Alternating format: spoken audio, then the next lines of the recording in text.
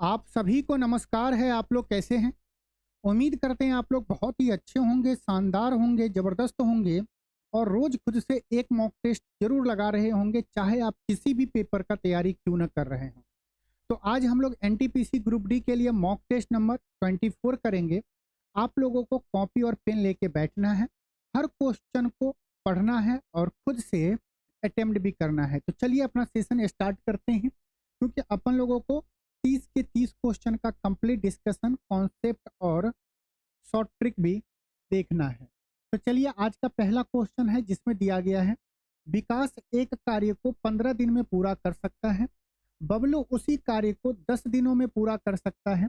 यदि वे एक साथ मिलकर कार्य करते हैं तो उसी कार्य को कितने दिनों में पूरा कर सकते हैं। दोनों साथ मिलकर अगर कार्य करेंगे तो कितने दिनों में पूरा होगा। तो इसके लिए हमें कोई ज़रूरत नहीं होता कि एलसीएम लेना है, टोटल वर्क मारना है, इफिशियंसी निकालना है। जब दो आदमी का दिया गया तो दिन से हम दिन ही निकाल लें। क्वेश्चन में दिया गया है कि विकास किसी कार्य को 15 दिनों में पूरा कर लेता है, बबलू उसी कार्य को कितने दिनों में पूरा करता है, 10 दिनों में पूरा करता है। पूछ क्या रहा है, विकास और बबलू जब साथ काम करेंगे तो कितने दिनों में पूरा होगा। हम क्या करते हैं, दोनों के दिन को आपस में गुना कर देंगे। 15 गुने 10 डिवाइड करेंगे, इस दोनों को जोड़ देंगे। 15 प्लस 10 कितना हो जाएगा, आप बोलेंगे 25 हो जाएगा। अगर 5 से काटे 25 को तो 5 बार में जाएगा, 5 से 10 को काटे 2 बार में, 5 से 15 को काटेंगे 3 बार में जाएगा। टोटल क्या हो जाएगा, 6 दिन। मतलब कि जब दोनों आदमी साथ मिलकर कार्य करेंगे तो उसी कार्य को 6 दिनों में कंप्लीट कर लेंगे। इस टाइप के 3 क्वेश्चन बनते हैं जिसमें आपको एलसीएम नहीं लेना है। वो तीनों केस लिख दे रहे हैं, आप एक बार जरूर क्वेश्चन को ट्राई करिएगा। एक तो ये केस हो गया कि मान लीजिए ए किसी कार्य को एक्स दिनों में कर रहा है, बी उसी कार्य को वाई दिनों में कर रहा है, और हमसे क्वेश्चन में पूछ ले बताइए दोनों आदमी मिलके उस कार्य को कितने दिनों में करेंगे। तो हम क्या करते हैं, दोनों के दिन को गुना कर देते हैं, डिवाइड बाय दोनों के दिन को आपस में जोड़ लेते हैं। एक केस बनेगा, मान लीजिए कि ए प्लस बी किसी कार्य को एम दिनों में कर रहा है, बी उसी कार्य को एन दिनों में कर रहा है, तो ए अकेला उस कार्य को कितने दिनों में करेगा। दोनों के दिन को यहाँ पे भी गुना करेंगे, M into N divide by दोनों के दिन का अंतर लेंगे, उसको मॉड में रखेंगे। अंतर आप लेंगे तो निगेटिव में दिन नहीं आता, इसीलिए मॉड में लिखा गया। एक केस और बनता है, ए प्लस बी प्लस सी, 3 आदमी मिलकर किसी कार्य को पी दिनों में कर रहा है, बी और सी मिलकर उसी कार्य को क्यू दिनों में कर रहा है, बी और सी मिलकर उस कार्य को क्यू दिनों में कर रहा है, तो ए उसी कार्य को कितने दिनों में करेगा। या बी अगर दे दे, यहाँ पे जो 2 आदमी का कार्य दिया है उसके अलावा जो कार्य एक आदमी बचेगा उसका कार्य पूछ ले, तो हम क्या करते हैं, इसमें भी पी को क्यू के साथ दोनों के दिन को गुना करते हैं और जो इफ दे दिया गया उसका डिफरेंस ले लेते हैं मॉड के साथ। तो ये 3 केस बनता है जिससे एग्जाम में आप काफ़ी टाइम बचा सकते हैं। तो उम्मीद करते हैं कि इस पे आप जरूर क्वेश्चन को ट्राई करेंगे। कोई भी क्वेश्चन ले लीजिएगा, ट्राई करिएगा। आप जो मेथड अप्लाई करेंगे एलसीएम वाला, तो वो बेस्ट मेथड है। लेकिन जब इतना आसान क्वेश्चन है तो क्यों हम उसमें एलसीएम निकाल के टाइम बर्बाद करें। क्वेश्चन में दिया है, एक आदमी ने एक निश्चित राशि में एक घोड़ा खरीदा और 8% की हानि पर बेच दिया। यदि उसे 1800 अधिक प्राप्त होता तो उसे 14.5% का लाभ प्राप्त होता। घोड़े का कॉस्ट प्राइस आपको बताना है, क्रय मूल्य बताना है। देखिए, अगर हम कॉस्ट प्राइस को 100 मान लें तो 8% का हानि पे कुछ रेट पे बेचा होगा। जब वो 1800 ज्यादा में बेच रहा है तो उसे कितने का लाभ हो रहा है, 14.5% का। 8% का हानि और 14.5% के लाभ के बीच का अंतर कितना है, -8 और +14.5 के बीच का अंतर कितना होगा, 22.5%। ये 22.5% का वैल्यू, या आप इसे बोलते हैं 22 सही 1/2% का वैल्यू कितना दिया है, 1800। बोलेंगे तो इसका डिटेल बता देंगे कि कैसे हम ये 1800 और ये लिखे हैं। दोनों का अंतर लिए हैं जो 1800 दिया है। कैलकुलेशन करेंगे, हमें 100% का वैल्यू बताना है। 22 दूना 44, 1 45, 45/2% का वैल्यू कितना हो जाएगा? 1800। हमें बताना है 100% का वैल्यू। यहाँ से आपको कैलकुलेशन भी देखना है कि कैसे करना है। देखिए, अगर ये 45 है, ये 18 है, काटेंगे तो ये 5 बार में जाएगा। ये कितनी बार में जाएगा? 2 बार में जाएगा। 2 को इस साइड ले जाएंगे तो 5% का वैल्यू कितना हो जाएगा? आप बोलेंगे 400 हो जाएगा। होगा कि नहीं? हमें 100% का वैल्यू बताना है। 5% का कितना गुना? 20 गुना। अगर हम इस साइड 20 गुना किए हैं, हम इधर भी क्या करेंगे? 20 गुना करेंगे। तो 400 का 20 गुना 8 पे 3 जीरो, मतलब 8000 हमारा सही आंसर है। क्वेश्चन को करते कैसे हैं अगर आपको डिटेल में देखना है तो 8% का हानि मतलब कि 92% कोई रेट होगा। 92% में बेच रहा है। कब? जब उसे x रुपया में बेचेगा तो 8% का हानि होगा। इसका मतलब x रुपया में बेचने पे उसे 92% ही पैसा आ रहा है। बोला जा रहा है कि अगर वो पहले से 1800 ज्यादा बेचेगा, पहले से 1800 रुपया ज्यादा बेचेगा तो कितने का प्रॉफिट होगा?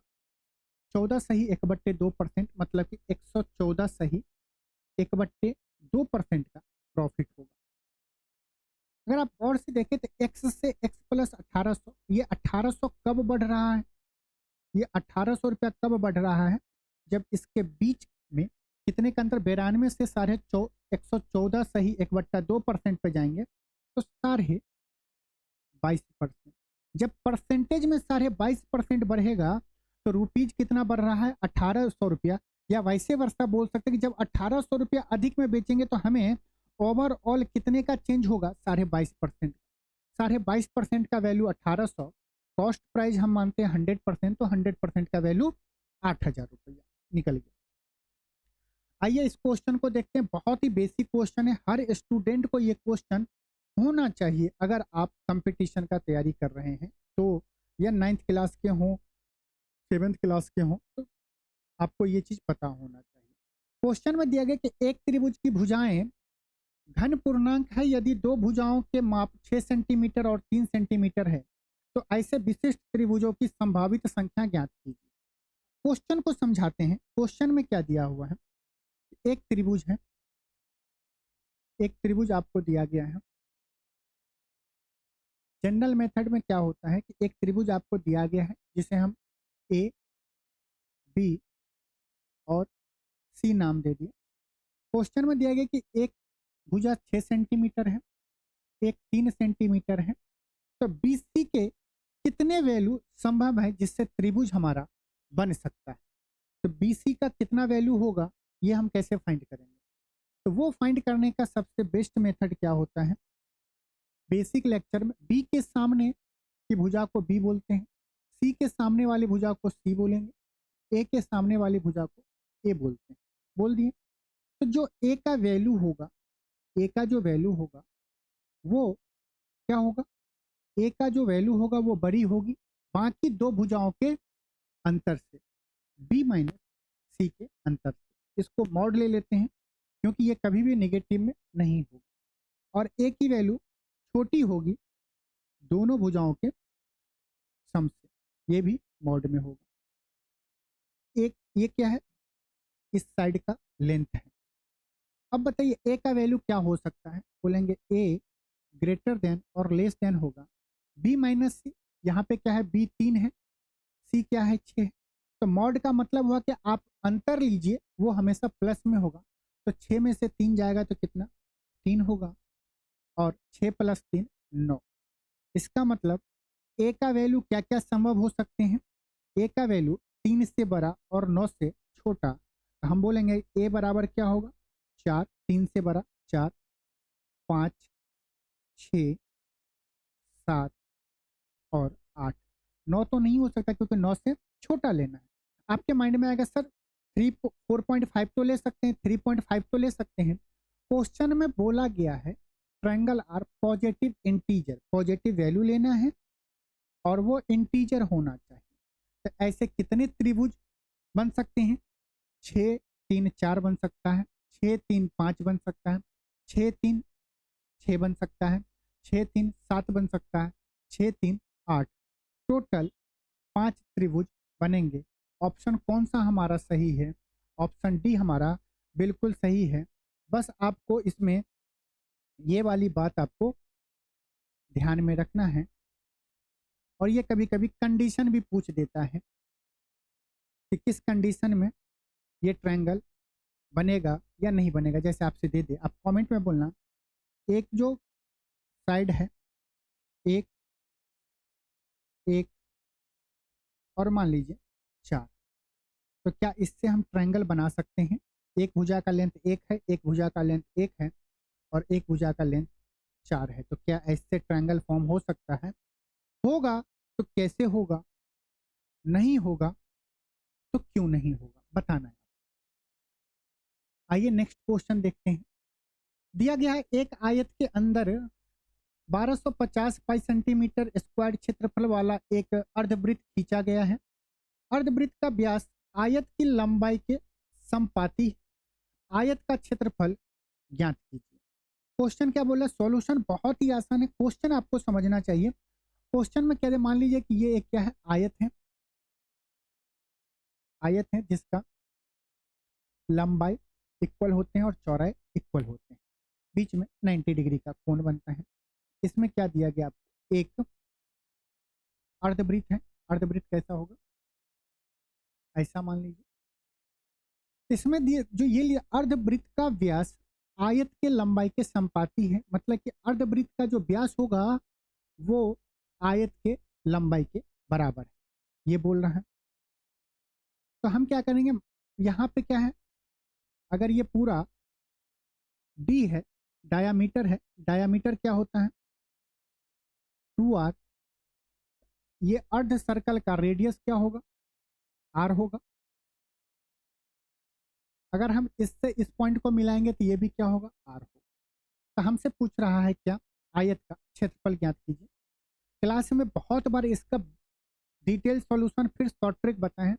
इसका शॉर्ट ट्रिक क्या होता है, या आप अगर सॉल्यूशन करके फाइनल पहुंचेंगे तो कहाँ पहुंचेंगे?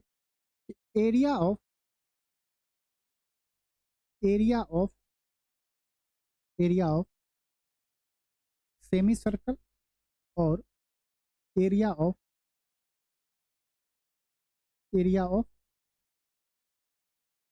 रेक्टेंगल का रेशियो क्या होगा?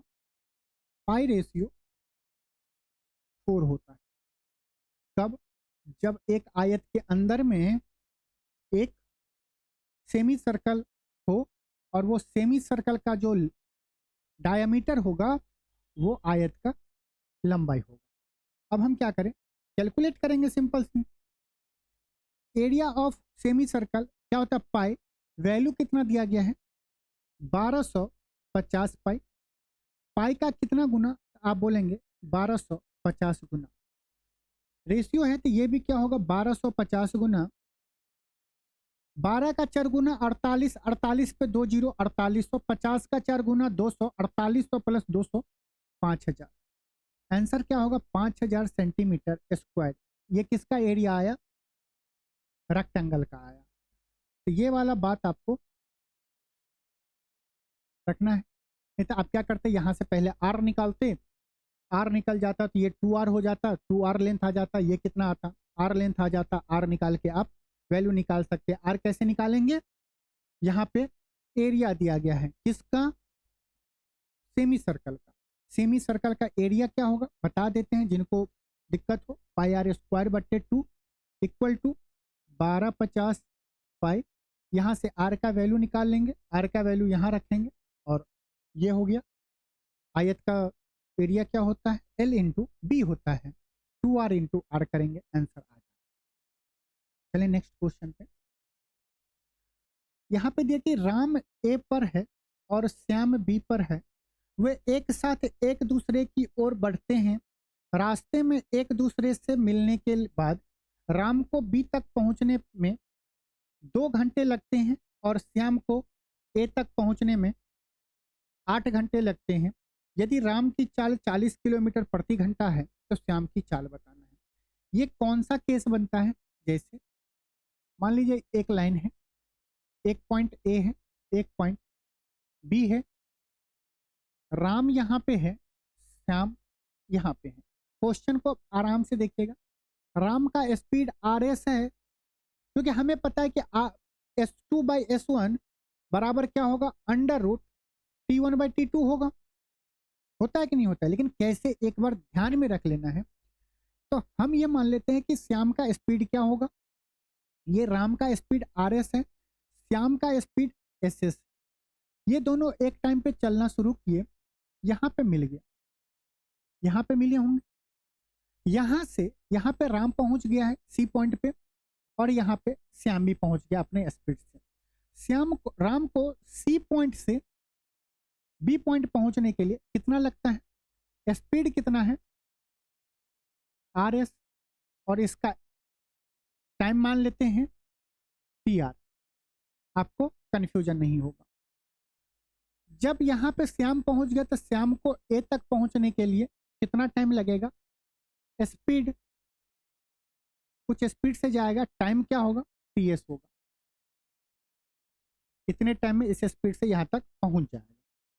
तो हमसे पूछा जा रहा है कि एक का स्पीड दे दिएगा, दूसरे का बताना है। हम क्या लिखते हैं, राम का स्पीड बट्टा श्याम का स्पीड बराबर एस एस लिखे हैं, श्याम का स्पीड बराबर स्पीड का उल्टा टाइम करना है। डिटेल में देखेंगे कि तो डिस्टेंस कांस्टेंट होने पे स्पीड और इसका क्या होता है, इनवर्सली प्रोपोर्शनल, और यहाँ पे दोनों जगह पे क्या है, सेम टाइम लग रहे हैं, तो वहां से आया है। तो हमें यहाँ पे सिंपल देखना है कि स्पीड जिसका लेंगे उसका उल्टा टाइम लेंगे। यहाँ पे स्पीड है तो यहाँ पे क्या होगा, यहाँ पे टाइम क्या होगा श्याम का, बट्टे नीचे क्या होगा राम का टाइम होगा, टी आर। टी आर लिख दिए तो अच्छे से समझ में आएगा कि राम का स्पीड के सामने श्याम का टाइम, श्याम के स्पीड के सामने राम का टाइम, इसका स्क्वायर रूट ले लेंगे। अब आप जो जो डाटा दिया गया उसको आप रखते चलिए। यहाँ पे दिया है क्या कि रास्ते में एक दूसरे से मिलने के बाद राम को बी तक पहुंचने में कितना लगता है, 2 घंटा लगता है। तो टाइम ऑफ राम कितना है, 2 है। आगे क्या दिया, श्याम को ए तक पहुंचने में 8 घंटा लगता है, तो 8 ऊपर हो गया। आगे क्या दिया कि यदि राम की चाल 40 किलोमीटर, आर एस 40 किलोमीटर है, तो हमें श्याम का स्पीड बताना है, इसका स्क्वायर रूट लेना है। तो श्याम का स्पीड क्या हो जाएगा, आप कैलकुलेट नहीं कर लेंगे, 40 गुना या 40, 8 में 2 से भाग देंगे तो 4, 4 का स्क्वायर रूट कितना होगा, 2, 2 इस साइड आएगा, श्याम का स्पीड उस साइड जाएगा, तो ये क्या हो जाएगा, डिवाइड बाय 2, ये आ गया 20 किलोमीटर प्रति घंटा। हमारा आंसर कौन सा होगा, ऑप्शन ए हमारा सही होगा कि श्याम का स्पीड कितना होगा, 20 किलोमीटर प्रति घंटा।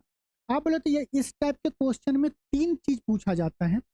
एक आपसे पूछ लेगा यही रेशियो वाला, एक पूछ लेगा टोटल डिस्टेंस क्या होंगे। तो टोटल डिस्टेंस आप लोग को दिख रहा है, ये क्या होगा, श्याम का स्पीड इनटू टाइम, श्याम का गुना कर देंगे, प्लस राम का स्पीड इनटू राम का टाइम मल्टीप्लाई कर देंगे, तो टोटल डिस्टेंस ये आ जाएगा।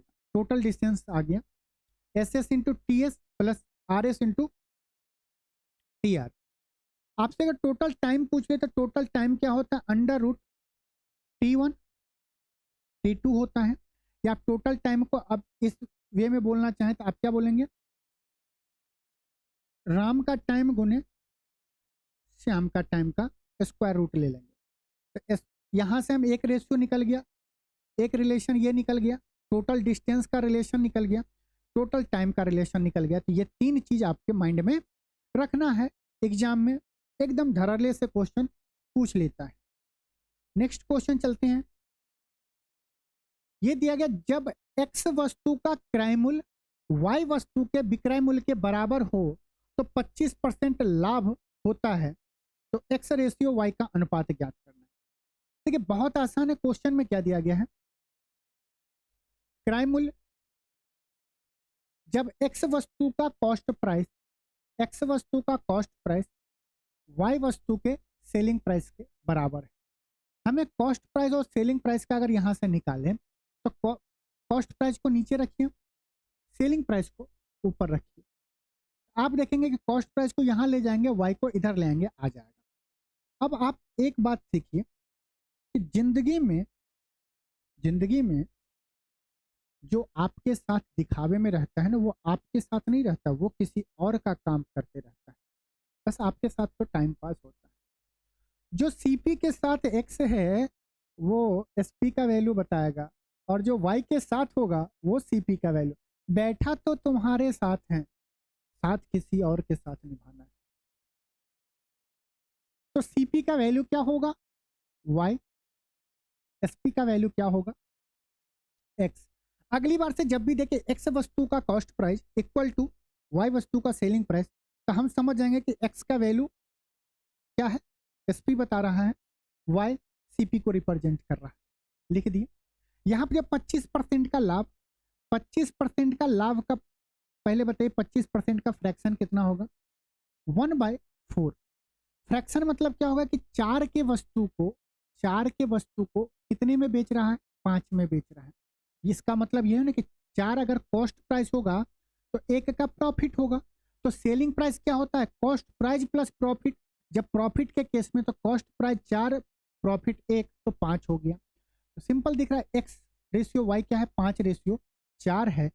ये ऑप्शन हो जाएगा। गलती से अगर आप उलट फेर करेंगे तो y/x आएगा। आपका इंतजार कर रहा है कि आओ ना 4/5 करने। आइए, मजा आ रहा है ना? आगे भी आते जाएगा। एक रेलगाड़ी 5 घंटे में 240 किलोमीटर की चाल से एक निश्चित दूरी तय करती है। यदि किसी हवाई जहाज को 45 मिनट में समान दूरी तय करना हो तो उसे किस चाल से यात्रा करनी चाहिए? देखो एक लाइन देखो क्या है, समान दूरी, समान डिस्टेंस। और समान डिस्टेंस के केस में क्या होता है? जब डिस्टेंस फिक्स हो तो speed inversely proportional to time होता है। या हम ऐसा बोल सकते हैं कि टाइम का उल्टा स्पीड होगा या स्पीड का उल्टा टाइम होगा। आपस में दोनों का कैसा रिलेशन होता है? इनवर्सली, उल्टे का। अगर उल्टा समझ रहे हो ना? हाँ।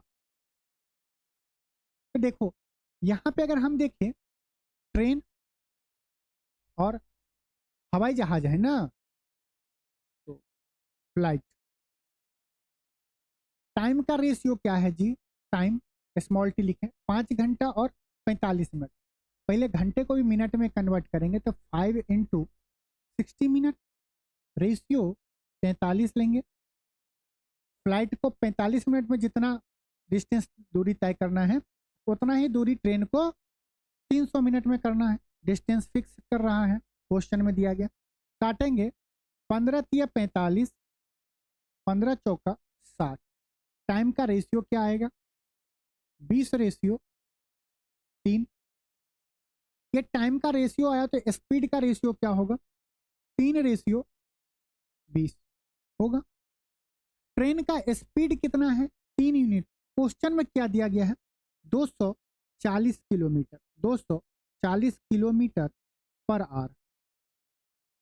3 का कितना गुना? 8 पे 1 0 गुना। तो फ्लाइट का स्पीड क्या होगा? 8 पे 1 0 गुना कर देंगे। 20 का 8 गुना 160 पे 1 0, मतलब कि फ्लाइट का स्पीड क्या होगा? 1600 किलोमीटर प्रति घंटा। कौन सा ऑप्शन है? ऑप्शन बी हमारा सही है। ये क्या है लॉजिक? जब डिस्टेंस कांस्टेंट हो, डिस्टेंस फिक्स हो, डिस्टेंस दोनों के लिए समान हो, तब स्पीड और टाइम का रिलेशन उल्टे का होता है। 1/2 तो 2/1 हो जाए। आए आगे चलें। चलिए,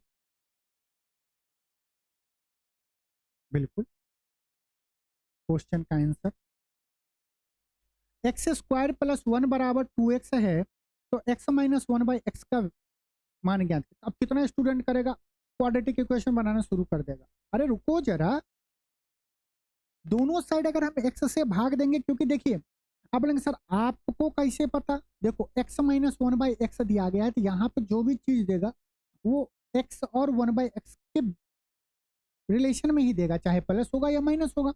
हम अगर x से भाग देंगे तो क्या होगा? ये हो जाएगा x plus 1/x equal to 2 हो गया। हमसे पूछा जा रहा है कि x माइनस 1/x का वैल्यू बताइए क्या होगा। अगर ऊपर जो दिया गया उसको आप बहुत अच्छे से देखेंगे और वैल्यू पुटिंग आपके माइंड में आएगा तो आप बोलेंगे सर अगर हम पुट कर दे x equal to 1, 1 plus 1/1 equal to 2 होता है, सेटिस्फाई कर रहा है। तो यहाँ पे जब डालेंगे तो 1 माइनस 1 इक्वल टू 0, हमारा आंसर ऑप्शन सी हो गया। उधर से एक बच्चा कमेंट करने के लिए तैयार होगा कि सर हमेशा क्या हम वैल्यू पुटिंग करके कर सकते हैं? नहीं, तो वैल्यू पुटिंग सर नहीं करेंगे। मान लीजिए यहाँ पे 2 की जगह कुछ और होता, तब सेटिस्फाई नहीं करता, तब हम पूरा पेपर थोड़ी टाइम गुजारेंगे ना जी ना। मान लो x plus 1/x equal to K दिया हो, तो x माइनस 1/x क्या होगा? स्क्वायर रूट ऑफ के का स्क्वायर माइनस 4, के का स्क्वायर माइनस 4। ये कोई हवा में नहीं आया, अरे मेरे भाई मेरे लाल, ये सिंपल आया x माइनस। ये अगर हम आपसे पूछे ये बताओ कि a माइनस बी का फॉर्मूला क्या होगा, तो आप बोलेंगे A square plus B square 2ab। बोलेंगे और बोलो, तो उधर से तेज निकलेगा, बोलेगा a प्लस बी का होल स्क्वायर माइनस 4ab। उधर 2ab प्लस 2ab होगा, यहाँ पे क्या होगा a माइनस बी का होल स्क्वायर क्या होगा। अगर हम स्क्वायर की बात करें आप बोलेंगे A square plus B square 2ab। हम बोलेंगे एक बार फिर से बोलो, दूसरा बोलेगा सर a माइनस बी का whole square, a plus B का होल स्क्वायर करेंगे, उसमें 4ab घटा देंगे। यहाँ से अगर हम यही फार्मूला यहाँ पे यूज किए हैं, के के जगह पे क्या है x प्लस 1/x, इसका स्क्वायर किया है, माइनस 4 घटा दिए हैं। हमें x माइनस 1/x का वैल्यू चाहिए, स्क्वायर रूट कर दिए हैं। आप यहाँ पे k का वैल्यू 2 रखेंगे, 2 का स्क्वायर 4, 4 में से 4 जाएगा 0, आंसर आ गया। वैल्यू पुटिंग यहाँ पे मान लीजिए 2 होता, कभी कभी 2.5 दे देता है, तब भी वैल्यू पुट कर सकते हैं। कभी कभी दे देता है आपको 3 सही 1/3 दे देता है, तब भी वैल्यू पुट कर सकते हैं। x का वैल्यू 3 रख देंगे। रेयर कंडीशन में देता है, एग्जामिनर जब मूड में होगा तब। आइए क्वेश्चन करते हैं। यदि किसी बेलन की त्रिज्या 5 सेंटीमीटर है और इसकी ऊंचाई 172 सेंटीमीटर है, तो इसका आयतन क्या होगा? सिलेंडर का वॉल्यूम क्या होता है? Volume of cylinder pi R square H होता है। ऑप्शन में देखें तो पाई हर एक जगह, तो पाई से छेड़खानी नहीं करेंगे। आर रेडियस कितना है 5, तो 5 का स्क्वायर 25। एच कितना 172 पाई। मामला फंसा, 172 गुने 25 करना, कोने में नहीं जाना। 172 अगर आप बहुत गौर से देखेंगे, टेबल कैलकुलेशन आपका अच्छा होगा, तो आप देखेंगे ये जो है ना, इसके अंदर में प्राइम नंबर छुपा हुआ, कौन सा? 43। 43 चौका होता है 172, कट कुछ नहीं रहा, तो प्राइम नंबर तो होगा ना, ऑप्शन में प्राइम नंबर होगा, नहीं तो वो प्राइम नंबर से भाग लगेगा। हम देखें 1500, 1000, 4100, 43, एक ही जगह पे 43 प्राइम नंबर है, आंसर लग जाएगा। समझ गए? 172 को क्या लिखें? 43 इंटू 4 लिखें, 25 चौका 100, 43 हमें दिख रहा था 172 में। टेबल कुछ प्राइम नंबर का आपको माइंड में रहना चाहिए। बोलेंगे सर एग्जाम में थोड़ी होगा, हम भी बोले एग्जाम में इतना थोड़ी रहता है। क्लिक कर गया तो बहुत अच्छी बात है, नहीं क्लिक किया तब क्या करेंगे? गुना करेंगे, 2 डिजिट गुने 3 डिजिट, पाई तो होगा ही होगा।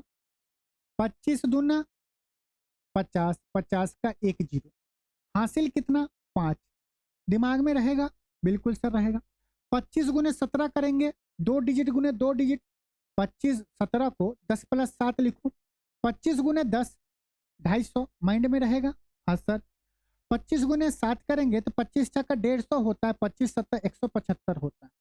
250 प्लस 175 कितना होगा? सर मुश्किल हो गया, 25 को अलग कर दो, 250 प्लस 150 कितना होगा? 250 रुपया प्लस 150 रुपया 400 रुपया, 25 425, 5 रिमाइंडर, 425 प्लस 5 430। कैलकुलेशन माइंड में रखना पड़ेगा। हाँ, जहाँ पे बर्डन हो रहा है, जहाँ पे याद नहीं हो रहा है, आप उसको लिख लो, नहीं तो करते 25 दूना करते, 25 70 करते, फिर 25 गुने 1 करते, आंसर आता। जिसमें आपको कंफर्टेबल हो। ऑप्शन लगाएं कि नहीं लगाएं? लगा दिए। 45। आइए, किसी संख्या को 45 से भाग देने पर शेषफल 28 बचता है, उसी संख्या को 15 से भाग देने पर शेषफल क्या होगा? जब ये दे दो उसी संख्या को 15 से भाग देने पर, आपको सबसे पहले देखना है कि यहाँ पे किसी संख्या को पहले हम 45 से भाग दे रहे हैं। हम ये चेक करेंगे कि सेकेंड बार में 15 से जो भाग दे रहे हैं, तो 15 से क्या 45 भाग हो जा रहा है? हो जा रहा है। तब हमें शेषफल निकालने के लिए सिंपल क्या करेंगे, जो शेषफल है, रिमाइंडर है, 28 में 15 से भाग दे देंगे। हम कैसे भाग देंगे? 15 दूना 30, रिमाइंडर क्या आया? इसका रिमाइंडर कितना आएगा? माइनस का 2 आएगा। माइनस रिमाइंडर होता नहीं, 15 में से 2 जाएगा तो 13। आंसर क्या होगा? ऑप्शन डी हमारा सही है। अरे 15 में 28 से भाग दो तो कितना रिमाइंडर बचेगा? 13। निगेटिव रिमाइंडर कैलकुलेशन को आसान करने के लिए इस्तेमाल किया जाता है, 13। कोई बोलेगा सर कुछ ऐसा हुआ तो? मान लेते हैं कोई संख्या क्या होगा? n होगा। बता देते हैं डिटेल में, ये भी है। डिटेल क्या है? मान लेते हैं कोई संख्या n होगा, ये क्या होगा? 45। वो संख्या क्या हो जाएंगे? 45 इंटू क्वेश्चन प्लस रिमाइंडर 28। हमें बोल रहा है इस संख्या में अगर हम 15 से भाग देते, n में 15 से भाग देने का बल जो भी संख्या होगा, हम यहाँ पे भी 15 से भाग देंगे, यहाँ पे भी 15 से भाग देंगे। तो जब 15 से भाग दे रहे हैं, हम देख रहे हैं कि 45 तो कट ही जा रहा है, तो बस हम उसके रिमाइंडर में 15 से भाग देंगे और आंसर ले आएंगे कितना? रिमाइंडर 13 होगा। पूरा डिटेल ये रहता है। ये सिंपल है कि चेक करना है, हो गया, होता ही है 99% क्वेश्चन में होगा ही। मत करो, बस रिमाइंडर में डिवाइड कर दो, जो भी आए वो अपना आंसर हो जाएगा।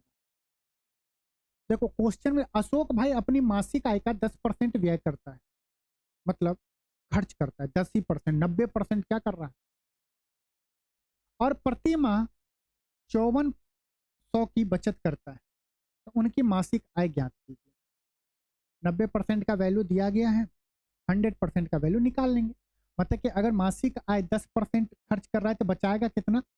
54। 90%, 90% का वैल्यू कितना है? 5400 है। हमें इनकम कितना हो रहा है? 100% हो रहा है। 9 से इसको काटेंगे, न छाए के 54। 10% का वैल्यू 600, 100% का गुना 10, तो गुना 10 करेंगे, 100% का वैल्यू कितना हो जाएगा?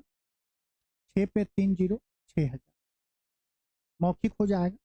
नहीं तो कोई क्वेश्चन में अगर पढ़ते इससे करना, ये हम 10% आपको बताना चाहते हैं। 10% का फ्रैक्शन क्या होता है? 1/10 होता है। सब राजी खुशी, सब राजी खुशी। ये फ्रैक्शन का मतलब क्या होता है? क्या दिया गया है? खर्च कर, ये एक्सपेंड कर रहा है। ये जो नीचे का जो 10 है ना, ये इनकम बता रहा है। 10 रुपया इनकम होगा तो 10 का 10% एक, तो एक क्या करेगा? खर्च करेगा। तो बचाएगा कैसे? कितना? इनकम में से खर्च घटा देंगे तो कितना? 10 में से एक जाएगा 9। 9 यूनिट का वैल्यू कितना दिया गया है?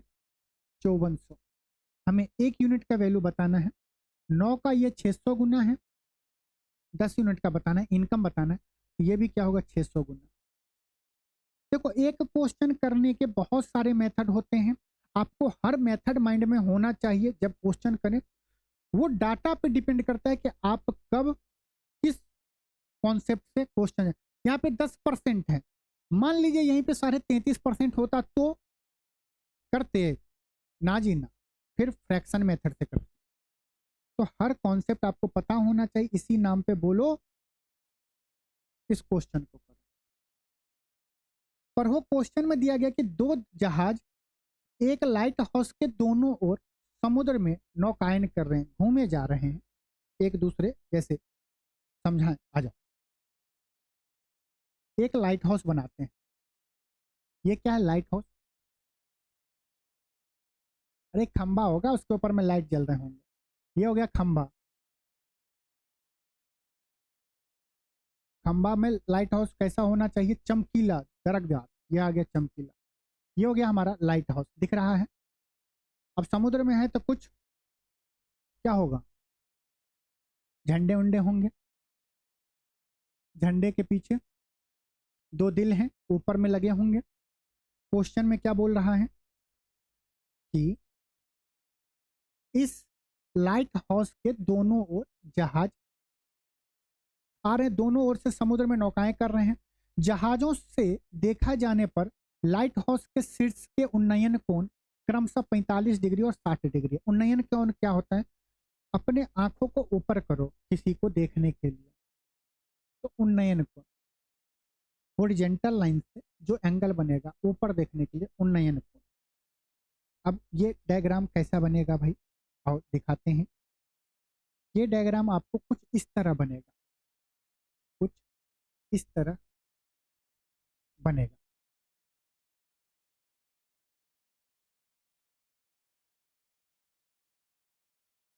कुछ इस तरह बनेगा, बन गया।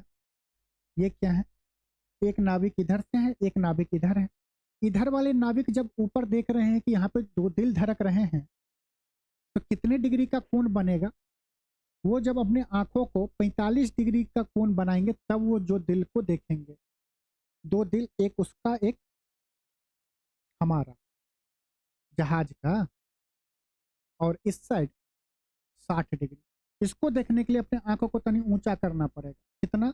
60 डिग्री, क्योंकि यहाँ से कन्याएं देख रही है ये दिल, इसलिए उसको ज्यादा मेहनत लग रहा है। अच्छा, ये या वो, ई या ओ, हो गया।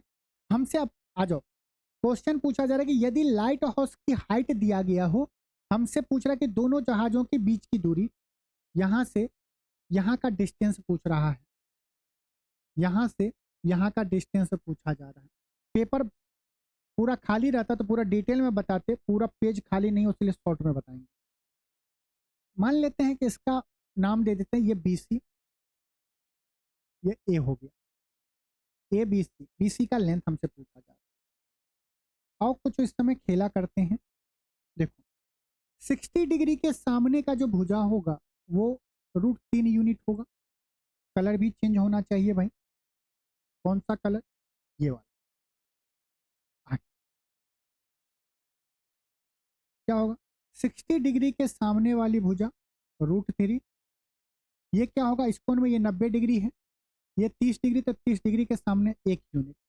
ये 45 है तो ये 45, डिटेल बता रहे हैं। ये 45 तो ये 45, सामने वाली भुजा बराबर होंगे। ये √3 तो ये √3 यूनिट में। अगर हम इसका लेंथ दे दे, ये डी मान दे, तो BD का लेंथ कितना है? √3 यूनिट। DC का लेंथ कितना है? 1 यूनिट। पूरा BC का लेंथ कितना होगा? BD plus DC √3 plus 1 unit होगा। क्वेश्चन में क्या दिया है? क्वेश्चन में आपको दिया गया है √3 का वैल्यू 81 सेंटीमीटर में है ना जी, मीटर में 81 मीटर। कितना गुना √3 का? तो आप बोलेंगे 81 बट्टे √3 गुना। हमसे डिस्टेंस पूछ रहा है, तो इसका भी क्या होगा? 81 बट्टा √3 गुना करना पड़ेगा। ये क्या आएगा? 81 बट्टा √3 इंटू √3 प्लस 1 मीटर। कौन सा ऑप्शन? 81 के साथ √3 प्लस 1 है, डिवाइड बाय √3 है। ऑप्शन बी हमारा सही है। ये डायग्राम याद रखना, 45 60 हो, हाइट √3 होगा, ये √3, ये 3, ये पूरा डिस्टेंस कितना? √3 प्लस 1। ये कॉन्सेप्ट भी है, शॉर्ट ट्रिक भी है। पेज अच्छा रहता तो वो टेन लेके मानते, साइन लेके मानते, तब करते हैं। बस उस पर ध्यान दिए रहना। आ जाओ, एक समचतुर्भुज का परिमाप दिया गया है और इसके विकर्ण की लंबाई 16 सेंटीमीटर है। समचतुर्भुज का क्षेत्रफल बताना है, रोम्बस का एरिया बताना है।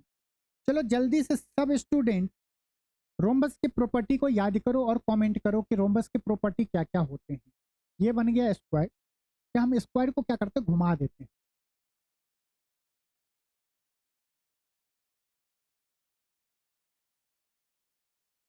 ये रहने देते हैं। हम क्या लेते हैं? एक रोम्बस ले लेते हैं। हाँ, ये आ गया। रोम्बस क्या होता है? जिसके प्रत्येक साइड बराबर हो। मान गए कि नहीं मान गए? प्रत्येक साइड इक्वल होंगे। प्रत्येक साइड इक्वल होंगे तो पूरा परिमाप क्या कि रोम्बस जस्ट लाइक क्या होता है? स्क्वायर होता है। ठीक है, बस अगर डायामीटर डायगोनल अगर उसका सेम हो जाएगा तब वो स्क्वायर्ड हो जाएगा। बाकी रोम्बस के हर एक भुजा इक्वल होते हैं। परिमाप कितना है 64, तो हर एक भुजा का लेंथ कितना होगा 68 है। 68 डिवाइड बाई 4 कितना होगा 17 सेंटीमीटर। ये भी 17 सेंटीमीटर, ये भी 17 सेंटीमीटर, ये भी 17 सेंटीमीटर हो गया। जब हम रोम्बस के डायगोनल को मिलाते हैं, मिला दिए और इससे इसको मिला रहे हैं,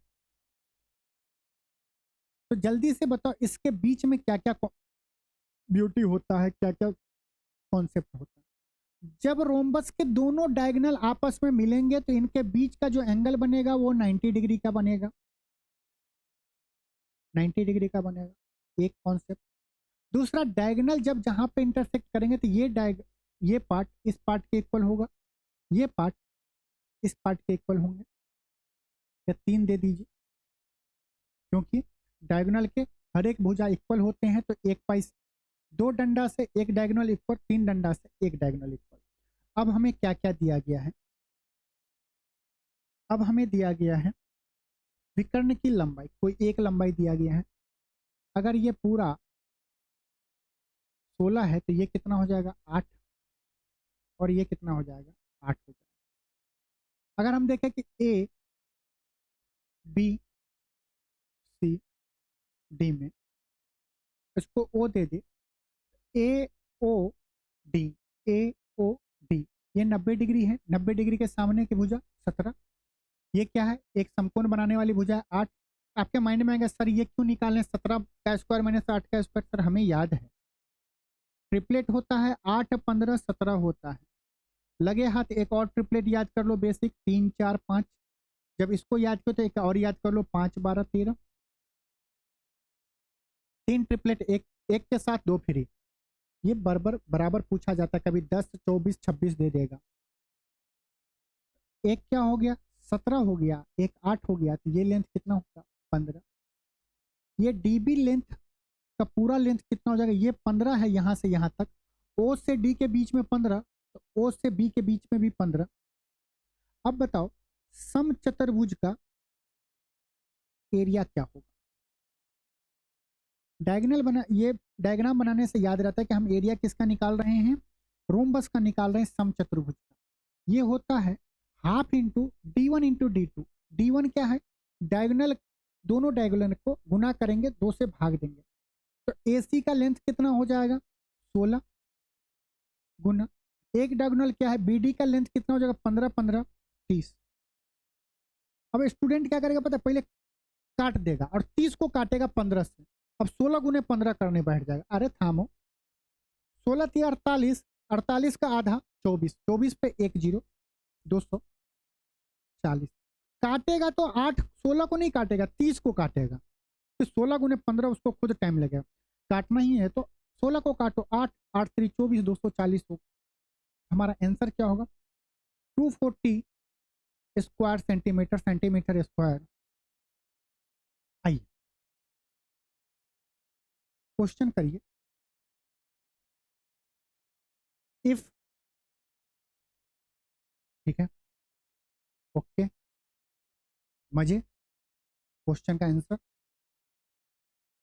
if A cot theta equal to B है, cot theta equal to A by B है, हम क्या करेंगे, मेरे हिसाब से एक इक्वेशन है 3 वेरिएबल है, ए बी को कुछ भी मान लो, ऐसा नहीं माने को कन्फ्यूज, बोले सर इन्फिनिटी मान लेगा, नहीं जी नहीं, बी को 0 माने, नहीं जी नहीं, हम सिंपल बात बोल रहे हैं, ए बराबर बी बराबर 1 मान लो, तो कॉट थीटा बराबर 1, इसका मतलब कि थीटा बराबर कितना हो जाएगा 45 डिग्री, बोलेंगे हाँ। ए बराबर 1 बी बराबर 1 मतलब कि ये भी 1, ये भी 1, ये भी 1, ये भी 1। अब क्या हो गया cos theta minus sine theta, cos theta minus sine theta बट्टा cos theta plus sine theta. बगल से एक कमेंट में लड़का बोलेगा सर आप इतना काहे लिखे हो, हमें पता है कि कॉस थीटा और साइन थीटा का 45 पे वैल्यू सेम होता है, मतलब कि ये भी 1/√2 होगा, ये भी 1/√2 होगा। इसका मतलब ये ऊपर वाला टर्म 0 हो जाएगा, नीचे कुछ रहेगा तो 0 ही आएगा आंसर। अब कितना ये नहीं करने लगना कि पहले कॉट में कन्वर्ट करना फिर कॉट थीटा का वैल्यू b/a रखना, या देखो एक रखे हैं तो कुछ स्टूडेंट बोलेगा सर तो इसका ये बराबर ये भी लिख सकते हो, दूसरा वैल्यू लिखते तब गलत होता। ये क्या होगा b/a, क्योंकि a और b का वैल्यू 1 रखे हैं तो आप इसे हटा के b/a लिख दीजिए, a/b भी वही आंसर आएगा। पहले नहीं बता सकते थे कि सर आप a/b लिखें, ठीक है बार बार बैठे रहो। ये आइए, 4 अंकों की वह बड़ी से बड़ी संख्या ज्ञात कीजिए जो 15, 20, 25 और 45 से पूर्णतः विभाजित हो। क्या होगा 4 अंकों की बड़ी संख्या क्या है? 4 टाइम 9, यही है बड़ी संख्या। छोटी संख्या बताओ कमेंट में, 0 0 मत बोल देना। बोले कि 15, 20, 25 और 45 से पूर्णतः विभाजित होने का मतलब है कि वो जो नंबर होगा 4 अंकों की बड़ी संख्या जो 15, 20, 25, 45 से भाग हो रहा है, इसका मतलब कि 15, 20, 25, 45 के एलसीएम से भी भाग होगा। इसके लिए हमें एलसीएम निकालना पड़ेगा। एलसीएम क्या होता है? वह लिस्ट कॉमन मल्टीपल, एलसीएम वह छोटी से छोटी वैल्यू होगी जिसमें दिए गए नंबर से पूरी तरह भाग लगेगा। एलसीएम कैसे हम निकालते हैं? मान लेते हैं इसमें जो सबसे बड़ी वैल्यू है क्या है संख्या 45, अगर एलसीएम 43 हुआ, 9 गुने 5 हुआ, तो अगर ये एलसीएम होगा तो 25 से भी 45 से भाग लग रहा है, 25 से भी भाग लगना चाहिए। बोलेंगे सर 25 से भाग नहीं लग रहा है क्योंकि 25 में 5 गुने 5 है, यहाँ पे बस एगो 5 है। हम बोलेंगे अगर अब बोलो अब लगेगा तो हाँ सर 25 से भी लग रहा है। सर 20 से लगाओ, 20 में क्या है 5 गुने 4 है, 5 तो है लेकिन 4 नहीं है। अब हम पूछेंगे कि ये बताओ 20 से लग रहा है, बोलेंगे हाँ। 25 से लग रहा है हाँ। 45 से लग रहा है हाँ। 15 से लग रहा है तो बोलेंगे हाँ। 5 यहाँ पे है, 3 यहाँ पे है। अब बताओ 9 5 45, अब 5 चौका 20, 45 गुने 20 कितना होगा? आप बोलेंगे 900। मतलब कि जो 4 अंकों की बड़ी से बड़ी संख्या होगी वह 15, 20, 25, 45 से भी भाग लगेगी और 900 से भी भाग लगेगी। मतलब कि वो संख्या 4 अंकों की बड़ी होगी, इसके बदले में हम बोल सकते हैं कि 900 से भाग लगना चाहिए, क्योंकि 900 से अगर भाग लगेगा तो 15, 20, 25 और 45 से लगेगा। और अगर 900 भी 15, 20, 25, 45 से भाग लग रहा है तो 900 का हर मल्टीपल 15, 20, 25, 45 से भाग लगेगा। बोलेंगे बिल्कुल, जैसे 9 दूनी 18, 1800 भी 15, 20, 25, 45 से भाग लग रहा है। तो हम क्या करेंगे 90 गुने ऐसे करते जाएंगे तो हम 4 अंकों का जो संख्या है क्या है 9,999 तक पहुंचेंगे। तो देखेंगे 11 से अगर करेंगे तो ये कितना आ जाता है 900 है, ये आ गया 9900। मतलब 9900 एक ऐसी संख्या है जो 15, 20, 25, 45 से भी भाग लग रहा है, 9900 से भी लग रहा है क्योंकि ये 900 का क्या है मल्टीपल है, और 900 से भी भाग लग रहा है। हमारा आंसर क्या होगा 9900। आइए इस क्वेश्चन को करते हैं कि एक बहुभुज के आंतरिक कोणों की माप का योग 3240 है, 3240 डिग्री है, तो बहुभुज की भुजाओं की संख्या ज्ञात कीजिए। मान लेते हैं कि बहुभुज की भुजाओं की संख्या निकालना हो तो क्या होता है sum of internal angle, sum of internal angle equal to 180 degree into, अगर मान लो साइड को n मान ले तो n-2। Some of internal angle आंतरिक कोणों के मापों का योग कितना दिया गया 3240 डिग्री दिया गया है, बराबर 180 डिग्री n-2। 324 को देखेंगे 0 से 0 काट दिए, 324 18 का स्क्वायर होता है, ये आ गया 18 बराबर n इन 18 बराबर n-2।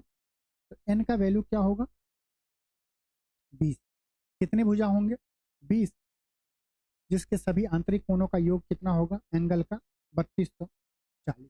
बस ये क्वेश्चन देने का मतलब कि आपको ये फॉर्मूला याद होना चाहिए कि आंतरिक कोणों के मापों का योग जब हमें भुजा की संख्या निकालना होता है तो हम क्या लिखते हैं 180 गुने n-2 लिखते हैं। दिया गया x प्लस वाई बराबर 5 और एक्स वाई बराबर 6, तो X cube plus Y cube का मान बताइए। यहाँ पे हम वैल्यू पुट नहीं कर सकते क्योंकि दो वेरिएबल है, दो इक्वेशन दिया गया। लेकिन हम ये कर सकते हैं कि हिट एंड ट्रायल मारते हैं, कोई ऐसा फिक्र हम कि ये दोनों जगह पे वैल्यू सेटिस्फाई हो जाएगा। बोलेंगे 6 का फैक्टर 3 गुने 2 है, होता है, या 6 गुने 1 होता है। आप फैक्टर करेंगे तो 3 गुने 2 6 गुने 1, हम देखें कि 3 गुने 2 6 होता, 3 और 2 जोड़ेंगे तो 5 हो जाएगा। हम डायरेक्ट निकालेंगे कि X cube plus Y cube क्या होगा, 3 का क्यूब प्लस 2 का क्यूब। 3 का क्यूब 27, 2 का क्यूब 8, 27 8 35। हमारा आंसर क्या होगा ए। हमें पता है एक स्टूडेंट बोलेगा सर अगर नहीं होता तब फार्मूला कौन सा इस्तेमाल करते हैं, वो कैसे करेंगे, ये कैसे करेंगे। तो देखो X cube plus Y cube के निकालने के दो फार्मूले होते हैं, या इसके दो फार्मूला हैं। वो आप पे डिपेंड करता है कि क्वेश्चन में क्या दिया गया है और हम किस फार्मूला से जल्दी आंसर लें। उस सिलसिले में एक होता है एक्स प्लस वाई का cube minus 3xy into X plus Y, और इसी का एक और फार्मूला होता है एक्स प्लस वाई कॉमन ले लेंगे, ये हो जाता है X squared plus Y squared plus X Y. यहाँ पे प्लस नहीं होगा, यहाँ पे क्या होगा माइनस होता है, माइनस एक्स वाई। दो फार्मूला है। क्वेश्चन में जो दिया गया था आपको देख के कैसा लग रहा है, अब जिस स्टूडेंट को ये लग रहा है मतलब कि पक्का वो मामला गंभीर है उसका, इसके लिए आपको X square plus Y square निकालना पड़ेगा। इसके लिए आपको कुछ नहीं निकालना, वैल्यू पुट करेंगे आ जाएगा। एक्स प्लस वाई का वैल्यू कितना है 5 है, 5 का क्यूब 125 माइनस 3xy क्या होगा, एक्स वाई की जगह पे 6 छतरी 18, एक्स प्लस वाई क्या है 5 है, 18 पंच 90, 125 में से 90 जाएगा 35। आंसर कौन सा होगा, फिर भी ए ही आएगा। दोनों रास्ता पता होना चाहिए। आइए, 20 पेनों का क्रय मूल्य एक्स पेनों के विक्रय मूल्य के बराबर है। क्रय मूल्य मतलब कॉस्ट प्राइस, विक्रय मूल्य मतलब सेलिंग प्राइस।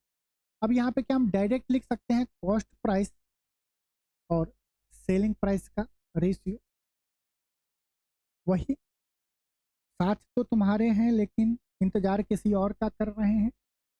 120 किसका बताएगा, selling price value. Cost price का वैल्यू क्या है एक्स। एक्स के वस्तु को 120 में बेचने पे प्रॉफिट कितने का हो रहा है 25% का। 25% का फ्रैक्शन 1/4, इसका मतलब कि 4 के वस्तु को हम कितने में बेच रहे हैं 5 में बेच रहे हैं। हमें एक्स का वैल्यू बताना है, एक्स का वैल्यू बताना है। 5 का ये कितना गुना, आप बोलेंगे 24 गुना, तो एक्स जो होगा वो 4 का होगा, 4 का 24 गुना कितना 96। 96 रुपया के वस्तु को 120 में बेचेंगे तो हमें कितने का प्रॉफिट होगा 25% का प्रॉफिट होगा। हमारा आंसर कौन सा सही होगा 96 सही होगा, हमें 1 नंबर मिलेगा सही। जिसको नहीं करना है तो ये क्या होगा 120 क्रय मूल्य सीपी बराबर एक्स एस पी। यहाँ से हम क्या करते हैं सीपी और एसपी का रेशियो लेते हैं, क्योंकि रुपीज में हम क्या करते हैं कि बेस में हर में कॉस्ट प्राइस लिखते हैं, क्वांटिटी रहता तो हर में हम सेलिंग प्राइस लिखते हैं। क्या करते हैं सीपी यहाँ पे जाता, एक्स इधर आता, बैठा है 120 कॉस्ट प्राइस के साथ वैल्यू बताएगा एसपी के साथ, एसपी के साथ एक्स बैठा हुआ वैल्यू बताएगा कॉस्ट प्राइस। आइए, एक विक्रेता ने 1 रुपया में 20 की दर से टॉफियां खरीदी। 25% लाभ कमाने के लिए 1 रुपया में कितनी टॉफियां बेचनी चाहिए। देखो प्राइस कंजम्पशन में तो जब रेट और क्वांटिटी को हम इक्वेट कर रहे हैं, इक्वल कर रहे हैं, तो क्या होता है ना कि हम क्या करते हैं, रेट में जब हम परसेंट प्रॉफिट या लॉस बताते हैं तो हम क्या बताते हैं कि कॉस्ट प्राइस को नीचे लेते हैं, सेलिंग प्राइस ऊपर लिखते हैं। कब? जब रुपीज में हो। और क्वांटिटी में जब बताना होगा तो क्वांटिटी में नीचे हम सेलिंग प्राइस लिखेंगे और ऊपर में कॉस्ट प्राइस लिखेंगे, ये दोनों इक्वल होगा। ठीक है, अब बताइए क्वांटिटी का कॉस्ट है, कॉस्ट प्राइस में क्वांटिटी लिख रहे हैं, क्वांटिटी और रेट को अगर हम इक्वल करेंगे तो रेट में हम क्या लिखते हैं, आधार में हर में हम कॉस्ट प्राइस लिखते हैं, ऊपर में सेलिंग प्राइस लिखते हैं, क्वांटिटी में नीचे सेलिंग प्राइस ऊपर कॉस्ट प्राइस। रेट और क्वांटिटी का उल्टा रिलेशन। अब देखो 25% लाभ कमाने का मतलब क्या होता है, 1/4, मतलब 4 के वस्तु को कितने में बेचेगा, 5 में बेचेगा। क्वांटिटी में देखो क्या कर रहा है, एक विक्रेता ने 1 रुपया में 80 की दर से टॉफियां खरीदी, क्वांटिटी कितना खरीदे, 10 बट्टा हमसे पूछा कितना बेचना चाहिए, मान लेते हैं कि वो क्या एसपी या एक्स क्वांटिटी बेच रहा है। एक्स का वैल्यू बताना है, 1 रुपया में कितना बेचेगा कि उसे इतने का लाभ होगा। कैसे निकालेंगे, अब ये नहीं करना है, 5 का कितना गुना, 2 गुना, तो 4 का ये कितना गुना, 2 गुना। एक्स का वैल्यू 8 रुपया, नहीं 8 क्वांटिटी, इसका मतलब 1 रुपया में 8 टॉफियां बेचेगी, तब क्या होगा, 25% का लाभ होगा अगर 1 रुपया में 10 चॉकलेट टॉफियां खरीदी है तो। बाकी बहुत सारे हैं, हम भी हर एक मेथड बताते हैं, एक ये अच्छा लगा तो सोचे कि आपको हम बता दें। रेट और क्वांटिटी को इक्वल करते हैं तो रेट में हम कॉस्ट प्राइस को नीचे लिखते हैं, क्वांटिटी में सेलिंग प्राइस को नीचे लिखते हैं। रेट में क्या होता है, कॉस्ट प्राइस नीचे सेलिंग प्राइस ऊपर। रेट में हम रेशियो क्या लेते हैं, selling price upon cost price. Quantity में cost price upon selling price. Rate का उल्टा क्वांटिटी लिखना है। आइए, पी क्यू एक ऐसा वृत्त का व्यास है जिसका केंद्र ओ है। यदि वृत्त की एक बिंदु आर पर स्थित है तो आर पी क्यू। बहुत अच्छा क्वेश्चन है, बस थ्योरम याद होगा काम हो जाएगा। पी क्यू एक ऐसा वृत्त का व्यास है जिसका केंद्र ओ है। इस वृत्त एक व्यास बना लेते हैं, बना लिए, एक आर पॉइंट को मिलाना है। क्वेश्चन आपको पढ़ना है बाबू, नहीं पढ़ोगे लाल, पढ़ो ना जी, ऐसे करोगे। देखो, पी क्यू एक ऐसा वृत्त का व्यास है, ये पी क्यू क्या है, वृत्त का व्यास है जिसका केंद्र क्या है, ओ है। यदि वृत्त की एक बिंदु आर है, एक बिंदु आर स्थित है और आर पी ओ का वैल्यू कितना है, 42 डिग्री। हमसे पूछा जा रहा है आर क्यू पी का, इसका वैल्यू पूछा जा रहा है। कैसे निकालेंगे, तो कौन होता है, सेंटर पे बने कोण का आधा सरकमफ्रेंस पे होता है, 90 डिग्री होगा, या सरकमफ्रेंस व्यास के दोनों बिंदु को, दोनों पॉइंट को पकड़ के सरकमफ्रेंस पे जहां भी मिलेगी, दोनों बिंदु को जहां पे मिलाएंगे वहां का कोण 90 डिग्री होता है। सेंटर का आधा 90 डिग्री या सरकमफ्रेंस पे बना कोण कौन सा, व्यास के दोनों बिंदु को जो मिलाएंगे जो कोण बनेगा वो 90 डिग्री होगा। आर पी क्यू एक सर्कल है, नहीं, आर पी क्यू क्या है, एक त्रिभुज है ना। त्रिभुज के तीनों कोणों का योग 180 डिग्री होता है। ये 90 डिग्री मतलब इस दोनों का भी सम 90 डिग्री होना चाहिए। ये 42 डिग्री है तो ये कितना होगा, बोलो, नहीं बोलोगे, 48 डिग्री। हम ये नहीं करेंगे 180 में से आई दोनों को जोड़ेंगे फिर घटाएंगे तो 48 डिग्री लाएंगे। हम क्या करेंगे भाई, एक कोण 90 डिग्री है, इस दोनों का 90 डिग्री सम होना चाहिए क्योंकि तीनों कोणों का योग 180 डिग्री होता है। ये 90 हो गया, ये 42 हो गया, तो कितना होगा 90 डिग्री होने के लिए, 48 डिग्री। खत्म। आइए करें इस क्वेश्चन को सॉल्व करते हैं। हमें m का वैल्यू बताना है। क्या लिखेंगे? 9 के पावर m गुना 3 के पावर 5 गुना 27 टू द पावर 3 होगा। 3 के पावर 9 को हम क्या लिख सकते हैं? 3 के पावर 3 का पावर 3 लिख सकते हैं। 3 के 9 या 27, ये क्या होगा? 27 to the power divide by, बोलेगा सर डिवाइड ऊपर में थोड़ी लिखाएगा, इसके सामने लिखाएगा 27 टू द पावर 3। यहाँ पे क्या होगा? 3। अब ये बताओ 81 को हम क्या लिख सकते हैं? ये होता है 3 के पावर 4 होता है। 27 3 के पावर 3 गुने ये लिख सकते हैं का पावर 4 होगा। अब बोलेंगे हाँ सर इससे ये कट रहा है, ये क्या होगा? 9 के पावर m इंटू 3 के पावर 5। इधर हम क्या लिख सकते हैं? अगर हम अंदर में कॉमन गुना करें तो ये हो जाएगा 27 टू द पावर 4 इंटू 3 के पावर 4 इंटू 3 के पावर 1। अगर बेस सेम हो और हम उसे गुना कर रहे हैं तो क्या होगा? पावर जुड़ जाता है, a के पावर x प्लस वाई। हम क्या लिखेंगे?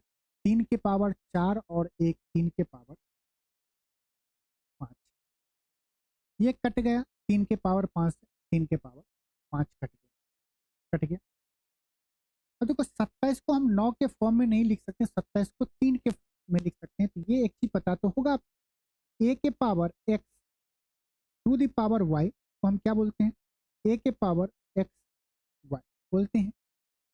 27 को हम क्या लिखते हैं? 3 के पावर 3 लिखेंगे, तो 3 के पावर 3 है, 3 में 4 से गुना करेंगे तो 12। 9 के पावर m है, 9 को हम क्या लिखते हैं? 3 का स्क्वायर, 2 को m से गुना करेंगे तो 2m। एक और ये इसलिए लिए कि आपको ये सब चीज रिवाइज हो जाए। बेस अगर सेम हो इक्वल में तो पावर क्या होता है? इक्वल हो जाता है। a के पावर x बराबर a के पावर y हो, बेस सेम हो तो पावर इक्वल हो जाता है। 3 के पावर 2m, 3 के पावर 12, तो यहाँ से 2m बराबर क्या होगा? 12। m बराबर क्या होगा? 6। m का मान क्या आया? आपको ये जो 2-3 चीजें हैं ना, ये एक बार रिवाइज कर लेना है। क्वेश्चन में ये नहीं बोलेगा इसमें ये लगाना है, ये लगाना है, आपको देख के याद होना चाहिए कि हम कैसे लगाएंगे। आइए, एक किसी काम को 60 दिनों में पूर्ण कर सकता है। उसने 15 दिन काम किया और शेष काम को बी ने 30 दिनों में पूर्ण किया। हमें एक बात बताओ, ए अगर अकेला काम करता तो 60 दिनों में काम किए हैं, उसने 45 दिन काम किया, मतलब ए का कितने दिनों का काम बच गया है? 45 दिनों का। तो अब सुनो, हम ये बोल सकते हैं ए का 45 दिन का काम, ए का 45 दिन का काम बी कितने दिनों में करेगा? 30 दिनों में। फिर से सुनो, अब दूसरा स्टेटमेंट, ए जितना काम 45 दिन में करेगा उतना ही काम बी 30 दिनों में करेगा।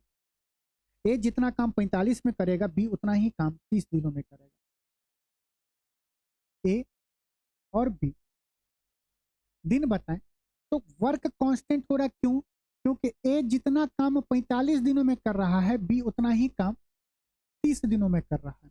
अगर हम इसका रेशियो ले तो क्या आएगा? 15 दूनी 30, 15 तिया 45, 15 दूनी 30, 15 तिया 45। एक पूरा काम कितने दिनों में करता है? बोलेंगे ए पूरा काम 60 दिनों में कर रहा है। 20 का कितना गुना? 3 का कितना गुना? 20। तो बी उसी काम को पूरा कितने दिनों में करेगा? 2 का भी 20 गुना 40। ये 20 और 40 और 60 क्या आया? ये 40 और 60 क्या आया? अब क्वेश्चन का लैंग्वेज चेंज। ए जिस काम को 60 दिनों में कर रहा है, बी उसी काम को 40 दिनों में कर रहा है, तो दोनों मिलकर उस काम को कितने दिनों में पूर्ण करेंगे? पहला क्वेश्चन याद करो, हमसे पूछा है ए और बी कितने दिनों में करेंगे। क्या इफिशिएंसी निकालना है? नहीं। दिन निकालना है? नहीं। टाइम, बस हम टोटल दिन निकाल लिए हैं ना, टोटल वर्क निकालना है। दोनों के डे को गुना करेंगे, 60 गुने 40, दोनों को डे को जोड़ देंगे, 60 प्लस 40 20 से 20 6 चौक 24। उम्मीद करते हैं समझ में आएगा, इससे जल्दी आप नहीं बना सकते। कैलकुलेशन जितना अच्छा करेंगे, देखिए अर्थमेटिक पूरा का पूरा लैंग्वेज बेस्ड होता है। जितना अच्छे से आप लैंग्वेज को समझ लेंगे उतने अच्छे से आप सॉल्व कर पाएंगे। अब यहाँ से कुछ स्टूडेंट पहले इफिशियंसी निकालेगा, फिर टोटल वर्क निकालेगा, फिर ऐसे करके करेगा ना, आपको नहीं करना। 243 का स्क्वायर किसको किसको याद है, जल्दी से कमेंट में करके बताओ और इस सॉल्यूशन को बताओ। बोलेंगे सर 18 को 16 काटेगा 2 बार में, मतलब 16 को 8 काटेगा 2 बार में। अब 243 का स्क्वायर नहीं पता है, 27 का स्क्वायर हम निकाल सकते हैं सर, तो हम बोलेंगे सर ऐसा क्यों कर रहे हो। 243 डिवाइड बाय 27 कर दो, आप बोलो इसका हम स्क्वायर कर देंगे। कर सकते हैं कि नहीं कर सकते। ए के पावर m और b के पावर n हो, हम बोल सकते हैं, नहीं यहाँ पे भी m हो, हम बोल सकते हैं a के बट्टे b का पावर m कर सकते हैं। उसी कॉन्सेप्ट पे किए हैं, गुना 2 होगा। देखो 7 2 9, 4 3 7 2 9, 9 से कटेगा, 9 से काटे, 9 3 27, ये काटेगा 9 दूनी 18, 9 7 30 कटेगा। 3 से 27 को काटेंगे 9 बार में, 9 का स्क्वायर 81, 81 गुने 2 16 पे 2 162।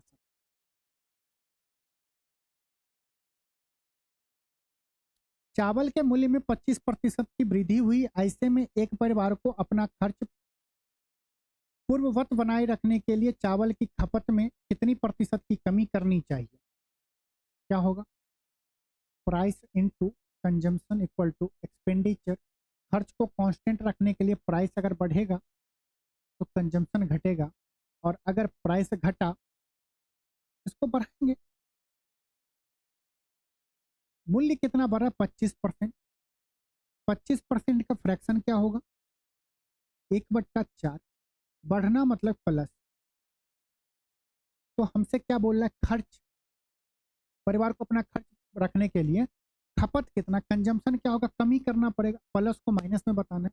ऊपर में 1 है तो ऊपर वाले आदमी को नहीं छेड़ते हैं, भगवान को कोई छेड़ा है नहीं ना। डिवाइड बाय नीचे क्या लिखेंगे, 4 + 1, यहाँ पे माइनस होता है तो 4 - 1, हम क्या बढ़ने वाले को प्लस बोले, तो 4 + 1 कितना, 5। 1/5 का फ्रैक्शन वैल्यू कितना होता है, 25%। इसका मतलब हुआ कि खपत को हमें 25% से कम करेंगे, तभी हमारा खर्च चीनी के मूल्य को बढ़ने से भी कोई असर नहीं होगा। आइए देखिए, एक धनराशि चक्रवृद्धि ब्याज पर 15 वर्षों में दोगुना हो जाती है, यह कितने वर्षों में मूल राशि 8 गुना हो जाएगी। बोला जाए कि कोई धनराशि अगर 1 होगा तो 2 हो जा रहा है, कोई धनराशि 1 हुआ तो उसका दोगुना हो जाती है कितने साल में, 15 साल में। हमसे पूछ रहा उसी धनराशि का 8 गुना कितने साल में हो जाएगी, यही पूछ रहा है। अगर हम यहाँ पे देखें, हम ये देखेंगे यार यहाँ पे 2 है, यहाँ पे 8 है, 8 को हम क्या लिख रहे हैं, 2 का पावर 3, तो 2 के पावर 1 से पावर हम क्या कर रहे हैं, बढ़ा रहे हैं, 1 से 3 कर रहे हैं। पावर अगर हम क्या कर रहे हैं, 3 गुना कर रहे हैं, तो टाइम को भी हमें क्या करना पड़ेगा, 3 गुना करना पड़ेगा, 45। या 2 हम क्या कर रहे हैं, 2 के पावर को हम क्या करें, पावर को बढ़ा रहे हैं, कितना कर रहे हैं, 1 का 3 गुना, तो टाइम भी क्या होगा 3 गुना, 15 का 3 गुना 45। टाइम का हम पावर नहीं बढ़ाएंगे, टाइम का हम 3 गुना करेंगे। अगर 2 का पावर हम बढ़ के, पावर कितना बढ़ रहा है, 3 हो रहा है, तो टाइम को 3 गुना करेंगे, पावर नहीं, बस 15 को 3 गुना करेंगे। इसका सिंपल मतलब है कि 1 रुपया 2 रुपया जो हो जा रहा है 15 साल में, हर एक 15 साल में 1 का 2 हो रहा है, मतलब अगले बार 2 से 4 कब होंगे? 30 साल में, और 4 से 8 कितने में? 45 साल, 45 साल में। पावर को हम 3 गुना कर रहे हैं तो टाइम क्या हो जाएगा? 3 गुना मल्टीप्लाई में होगा। आइए करिए। 625 का पावर ये दिया गया है, कैसे करेंगे देखिए। ए के पावर, अब ये बताएं, ए के पावर एक्स इंटू ए के पावर वाई हो, बेस टेम हो तो पावर जुड़ जाता है, एक्स प्लस वाई होता है। हम बोलेंगे 625 का पावर 0.17 0.08, 17 रुपया और 8 रुपया कितना होगा? 25 रुपया, दशमलव के बाद 2 डिजिट होगा। कहीं पे भी हमें पावर नहीं दिख रहा है। पावर नहीं दिखने का मतलब है कि ये 0.25 को हटाया गया होगा। 0.25 को कैसे हटाएंगे? जब 0.25 तभी हटेगा जब इसमें 4 से गुना होगा, तभी हटेगा। 625 को देखें तो 25 का स्क्वायर, 625 को क्या होता है? 25 का स्क्वायर। 25 क्या होता है? 5 का स्क्वायर का स्क्वायर होगा। ये 625 को हम क्या लिख सकते हैं? 5 के पावर 4 का 0.25। इसको हम क्या लिख सकते हैं? 5 इंटू 4 इंटू 0.25। 25 का 4 गुना 100, दशमलव के बाद 2 डिजिट होना चाहिए, तो 100, 100 में दशमलव का 2 डिजिट यहाँ पे हो गया। तो ये कितना आ गया? 5। आंसर कौन सा होगा? ऑप्शन ए हमारा सही है। लास्ट के 2-3 क्वेश्चन आपको कैलकुलेशन रहता है कि आपको कैलकुलेशन को फास्ट करना रहेगा, सिंप्लीफिकेशन भी आता है। हम देखेंगे कि बोर्ड मास में पहले डिवीजन का यूज करेंगे तो ये 1 हो जाएगा, -11 से +11, 11 को 11 से गुना करेंगे 121, 121 प्लस 1 122। आइए इस क्वेश्चन को करिए। ये क्या है? नेचुरल नंबर है, नेचुरल नंबर के का क्यों किया गया है, उसका सम पूछ रहा है आपसे। तो क्या होता है? नेचुरल नंबर के क्यूब का सम कितना होगा? क्यूब करने के बाद जोड़ेंगे तो ये क्या होता है? n into n plus 1 divide by 2 का स्क्वायर। ये जो वैल्यू आएगा ये तो इसका आएगा, उसका पावर क्या होगा? -5/2 हो जाएगा। मतलब इसके इक्वल में हम ये लिख सकते हैं, n क्या है? लास्ट संख्या 8। अगर हम यहाँ पे लिखें, ये क्या होगा? 8 गुने 9 बट्टा 2। ये देखो, ये जो स्क्वायर 2 है ये बाहर जाएगा तो ये क्या हो जाएगा? -5/2 गुना 2, 2 से 2 कट गया, ये 2 से 4 को काटेंगे, ये क्या आ गया? 36 का पावर -5 होगा। हम देख रहे हैं कि ये तो 36 है, 8 और 10 तो कभी बनेगा नहीं, 36 के पावर 7.5 है, ये नहीं होगा। 36 को हम क्या लिख सकते हैं? 6 का स्क्वायर का -5, 2 बाहर जाएगा तो क्या होगा? 6 के पावर -10। ऑप्शन सी हमारा सही है। आइए इस क्वेश्चन को करिए। एक कॉन्सेप्ट है क्या? A plus B, if A plus B equal to 90 degree, तो साइन ए बराबर कॉस बी होता है।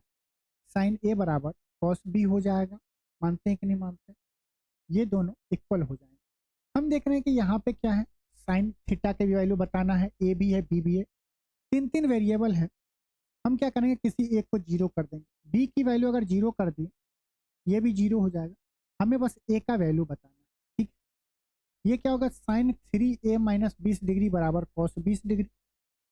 साइन ए बराबर कॉस बी, मतलब इस दोनों एंगल का सम कितना होगा? 90 डिग्री।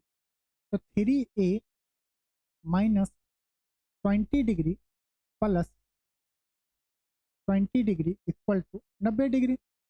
20 डिग्री से 20 डिग्री कट गया, ए का वैल्यू क्या होगा? 90 का 90 में 3 से भाग देंगे, 30 डिग्री। ऑप्शन ए हमारा सही है। बाकी जीरो नहीं भी करेंगे तो इक्वेट करेंगे तो क्या आएगा, ए माइनस बी का वैल्यू 30 डिग्री आएगा। वैसे भी इक्वेट करेंगे। ए बी सी एक समबाहु त्रिभुज है और ओ इसके परिवृत्त का केंद्र है। यदि त्रिभुज की भुजा 6 सेंटीमीटर है तो कोण बी ओ सी का बताइए। ये होमवर्क में आंसर क्या होगा कमेंट करके बताना है और कौन कौन सा कॉन्सेप्ट यूज हुआ है। तो एक काम करते इसको भी बता ही देते हैं। आप कॉन्सेप्ट इसमें क्या क्या यूज हुआ, आप इस क्वेश्चन को पढ़ने का क्या क्या सोच सकते हैं, ये आप हमें बताइए। दिया गया है ए बी से एक समबाहु त्रिभुज और ओ इसके परिवृत्त का केंद्र है। मतलब कि सर्कम सर्कल दिया गया, इसके अंदर में क्या है, एक समबाहु त्रिभुज। एक क्या है, समबाहु त्रिभुज हो गया। यदि त्रिभुज की भुजा दिया गया ए बी सी, एक त्रिभुज है ए बी और सी एक समबाहु त्रिभुज, ओ इसके परिवृत्त, ओ क्या है, परिवृत्त है, इसके परिवृत्त का केंद्र है। यदि त्रिभुज की भुजा 6 सेंटीमीटर 6 6 6 सेंटीमीटर तो बी ओ सी, ये जो ओ है हमसे पूछा जा रहा है इसका एंगल बताना है। समबाहु त्रिभुज तीनों भुजाएं क्या है, आपस में बराबर है 60 डिग्री। दूसरा कॉन्सेप्ट अभी बताएं क्या, सेंटर पे बनने वाला कोण सरकमफ्रेंस पे बनने वाले कोण का डबल होगा। सरकमफ्रेंस पे बनने वाले कोण का डबल होगा, या हम ये बोलेंगे सर जो केंद्र पे कोण बनेगा उसका आधा सरकमफ्रेंस पे होगा। जैसे भी आप करें, यहाँ पे 120 डिग्री होगा, इसका आधा 1/120 का आधा 60 डिग्री, या हम बोल सकते हैं इसका दोगुना। आपको जैसे भी समझना है समझिए, यहाँ पे वैल्यू 120 ही डिग्री होगा। कौन सा लॉजिक आया, एक तो आया कि समबाहु त्रिभुज के तीनों कोणों का योग 180 डिग्री होता है और हर एक कोण 60-60 डिग्री होते हैं। त्रिभुज के तीनों कोणों का योग 180 डिग्री होगा, तीनों कोण 60-60 डिग्री होंगे। दूसरा आया कि हमें क्या करना है कि परिवृत्त सरकमफ्रेंस कैसे ड्रॉ करना है। केंद्र का जो कोण होगा वो सरकमफ्रेंस पे बनने वाले कोण का डबल होगा, या केंद्र पे बनने वाले कोण का आधा सरकमफ्रेंस का एंगल होगा। उससे हो गया। हम लोग 30 के 30 क्वेश्चन कर लिए। कोई भी कंफ्यूजन हो कमेंट करिएगा। वीडियो आपने बहुत अच्छे से देख रहे हैं, देखने के साथ साथ आपको क्या करना है कि हर क्वेश्चन को पढ़ना भी है, खुद से सॉल्यूशन भी करना है। ये पूरे के पूरे क्लास का नोट पीडीएफ आपको टेलीग्राम पे और व्हाट्सएप पे ग्रुप में मिल जाएंगे। ये टोटल क्वेश्चन जब तक आप खुद से सॉल्व नहीं करेंगे फिर से आपका कॉन्सेप्ट रिवाइज नहीं होगा। तो 30 क्वेश्चन को आपको 10 से 15 मिनट के अंदर में करना है, हर कॉन्सेप्ट को रिवाइज करके लिख के। उम्मीद करते हैं कि आप ऐसा ही करेंगे जैसा हम आपको बोले हैं। तो चलिए मिलते हैं नेक्स्ट मॉक टेस्ट में। आप सभी लोग अपना ख्याल रखिएगा, रोज के रोज मॉक टेस्ट जरूर दीजिएगा, इस मॉक टेस्ट का प्रैक्टिस जरूर करिएगा। चलिए नमस्कार, जय हिंद।